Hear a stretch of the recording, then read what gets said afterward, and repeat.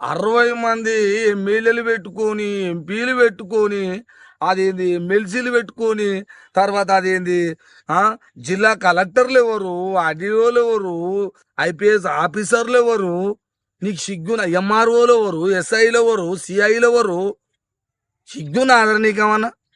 మేమేడైనా వాళ్ళ గురించి మాకేం అక్కర, రేవంత్ రెడ్డి గురించి మాకేం సంబంధం? రేవంత్ రెడ్డి ప్రభుత్వం కోసం నీకేం సంబంధమా? అంటే నువ్వు రెడీ కావు, నువ్వు రెడీ కావా అంటున్నా.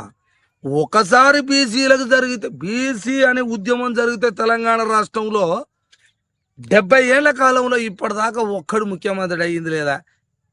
సిగ్గుందా ఏమనుకన్నా?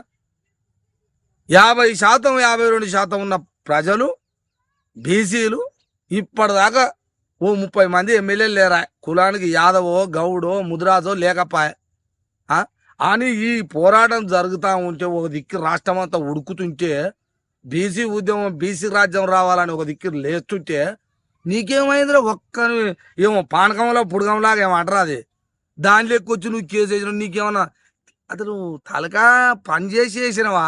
మరి ఇట్లా వేస్తే నన్ను కూడా నాది అంటారా అనుకున్నావా? అనుకోలేదా?